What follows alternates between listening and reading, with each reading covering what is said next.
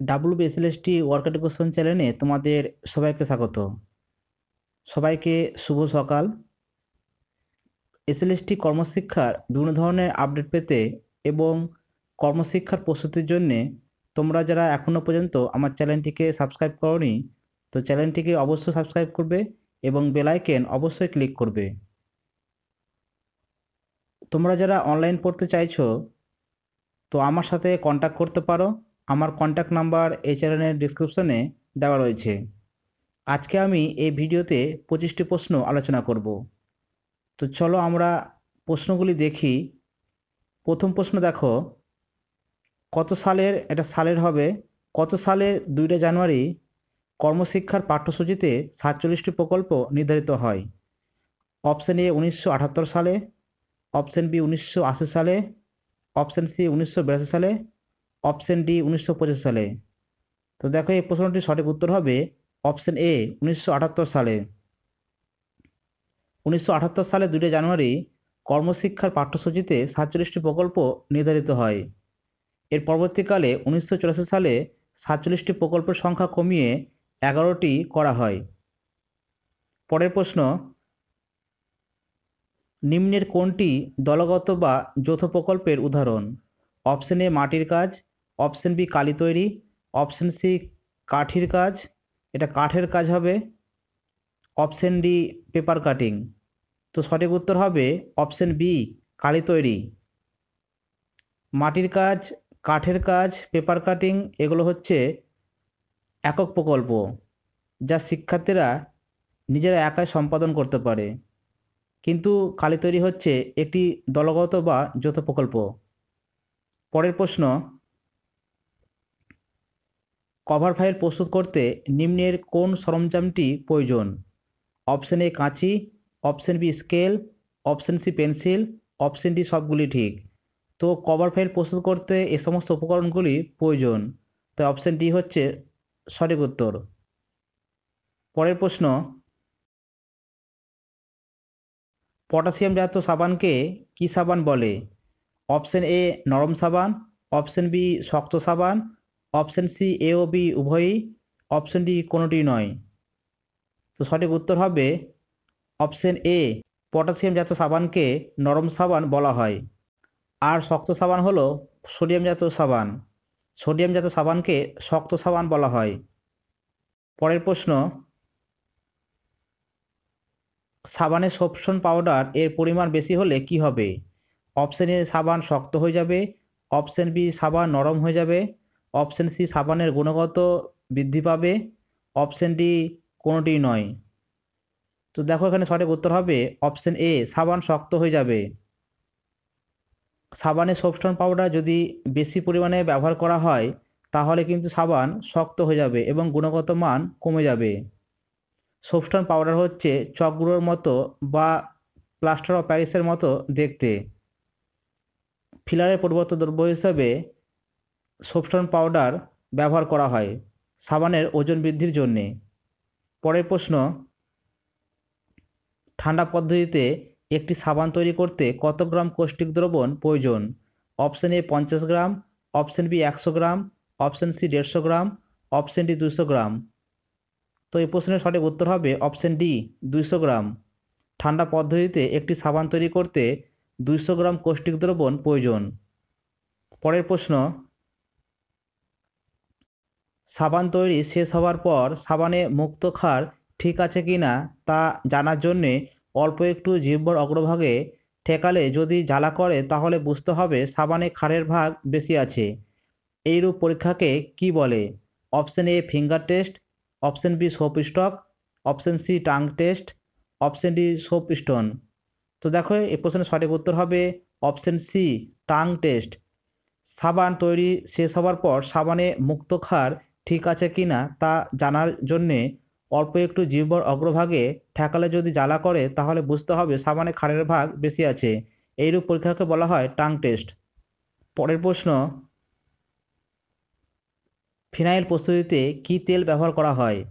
Option A রেড়ির তেল, option B ক্রিওজেট তেল, option C নারকেল তেল, অপশন ডি এ ও বি উভয়ই। তো দেখো নারকেল তেল কিন্তু ফিনাইল প্রস্তুতিতে ব্যবহার করা হয় না।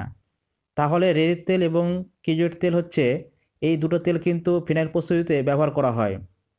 তাহলে সঠিক উত্তর হচ্ছে অপশন ডি, এ ও বি উভয়ই। নারকেল তেল সাবান প্রস্তুতিতে ব্যবহার করা হয়। পরের প্রশ্ন, তরক্ষীর কোন গাছের রেচন পদার্থ?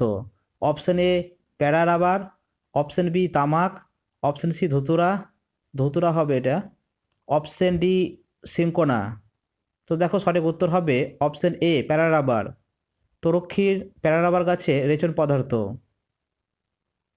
ধুতুরা, আকন্দ, ফণিমনসা এই সমস্ত গাছের কিন্তু রেচন পদার্থ হচ্ছে তরক্ষীর।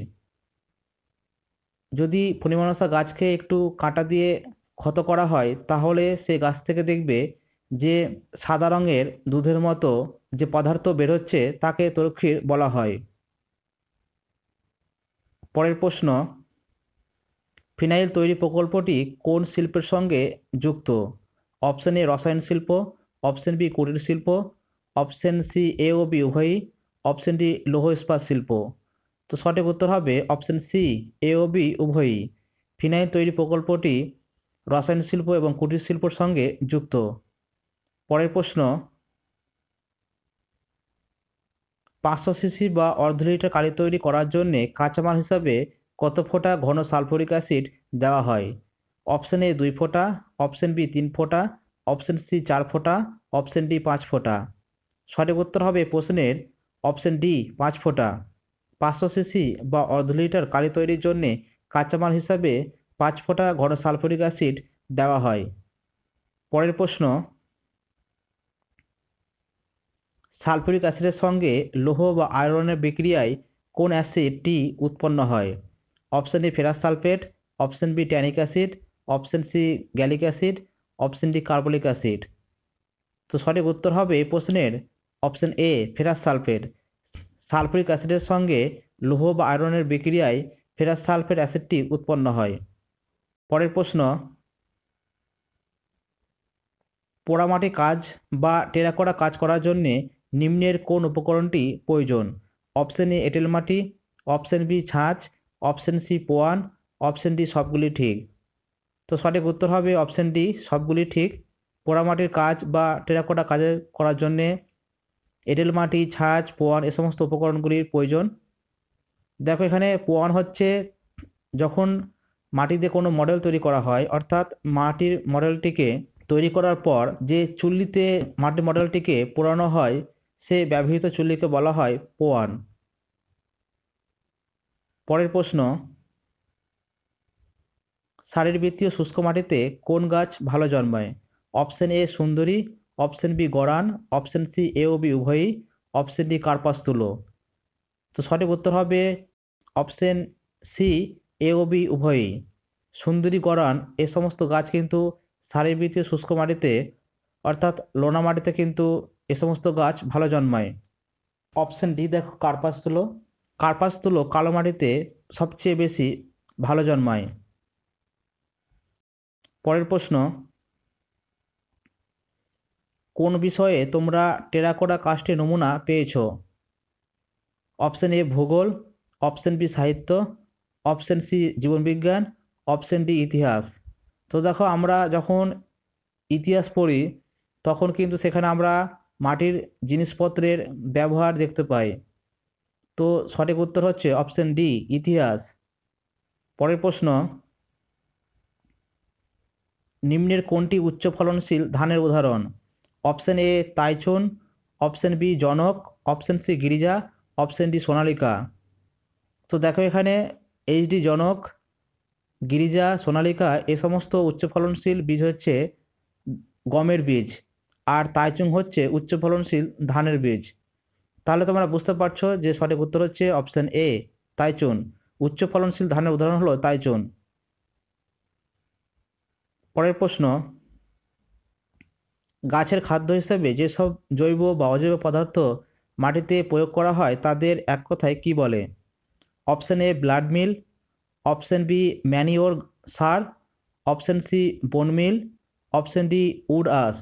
তো সঠিক উত্তর হবে অপশন বি ম্যানিওর সার। গাছের খাদ্য হিসেবে যেসব জৈব বা অজৈব পদার্থ মাটিতে প্রয়োগ করা হয় তাদের ম্যানিওর বলা হয়। পরের প্রশ্ন, রাসায়নিক সার ইউরিয়ার মধ্যে শতকরা কত ভাগ নাইট্রোজেন থাকে? অপশন এ 20 ভাগ, অপশন বি 30 ভাগ, অপশন সি 45 ভাগ, অপশন ডি 50 ভাগ। তো সঠিক উত্তর হবে অপশন সি 45 ভাগ। রাসায়নিক সার ইউরিয়ার মধ্যে শতকরা 45 ভাগ নাইট্রোজেন থাকে। পরের প্রশ্ন, নিম্নের কোনটি মরসুমী ফুলের উদাহরণ? অপশন এ গোলাপ, অপশন বি বেল, অপশন সি জবা, অপশন ডি জিনিয়া। তো দেখো, মরসুমী ফুল হচ্ছে যে সমস্ত ফুল বছরে কোনো নির্দিষ্ট ঋতুতে ফোটে তাদের মরসুমী ফুল বলা হয়। তো অপশন এ দেখো গোলাপ, গোলাপ হচ্ছে শীতকালীন মরসুমী ফুলের উদাহরণ। বেল, বেল হচ্ছে গ্রীষ্মকালীন মরসুমী ফুলের উদাহরণ। এছাড়াও বেল গ্রীষ্মকাল, বর্ষাকাল এবং শরৎকালেও পাওয়া যায়। জবা, জবা হচ্ছে একটি বারোমাসে ফুলের উদাহরণ। অপশন ডি দেখো জিনিয়া, জিনিয়া হচ্ছে বর্ষা মরশুমী ফুলের উদাহরণ। তাহলে তোমরা এখানে দেখো যে গোলাপ, বেল এবং জিনিয়া এই তিনটি ফুল হচ্ছে মরশুমী ফুলের উদাহরণ, কিন্তু জবা এখানে মরশুমী ফুলের উদাহরণ নয়, জবা হচ্ছে বারোমাসে ফুলের উদাহরণ। তাহলে এই প্রশ্নটিতে হয়তো টাইপিং মিস্টেক হয়েছে বা প্রশ্নটি ভুল রয়েছে, তো এই প্রশ্নটি আমরা ছেড়ে দিচ্ছি। এখানে যদি হতো যে নিম্নে কোনটি মরশুমী ফুলের উদাহরণ নয়, তাহলে এখানে অপশন সি জবা হতো। পরের প্রশ্ন, পোশাকের দাগগুলিকে সাধারণত কয়টি ভাগে ভাগ করা যায়? অপশন এ 5টি, অপশন বি 6টি, অপশন সি 7টি, অপশন ডি 8টি। তো সঠিক উত্তর হবে অপশন এ 5টি। দাগের উৎস অনুসারে পোশাকের দাগগুলিকে সাধারণত 5টি ভাগে ভাগ করা যায়। যেমন 1 উদ্ভিজ দাগ, 2 প্রাণীজ দাগ, 3 চর্বিজাতীয় দ্রব্যের দাগ, 4 রঙের দাগ এবং 5 লোহার দাগ বা খনিজ দাগ। তাহলে তোমরা বুঝতে পারলে যে পোশাকের দাগগুলোকে সাধারণত 5টি ভাগে ভাগ করা যায়। পরের প্রশ্ন, একটি উলের ব্লাউজ তৈরি করতে কত গোলা উল লাগবে? অপশন এ 6 গোলা, অপশন বি 7 গোলা, অপশন সি 8 গোলা, অপশন ডি 9 গোলা। তো দেখো, এই প্রশ্নের সঠিক উত্তর হবে অপশন বি 7 গোলা। একটি উলের ব্লাউজ তৈরি করতে 7 গোলা উল লাগবে। পরের প্রশ্ন,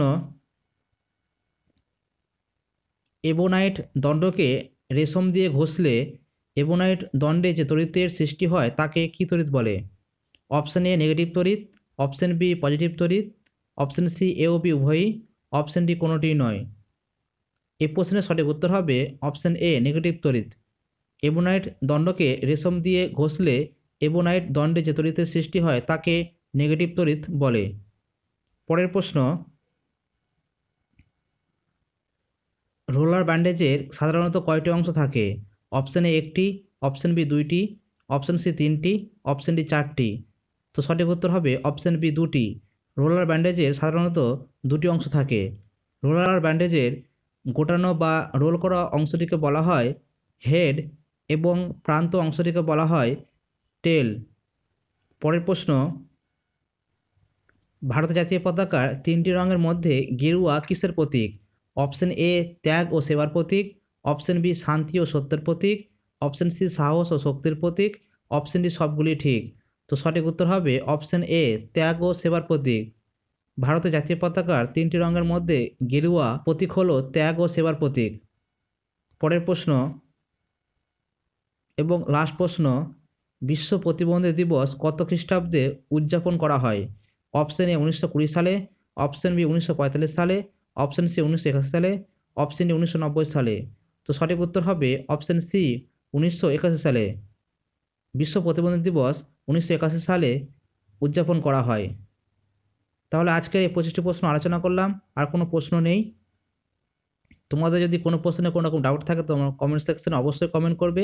thank you watching for my video.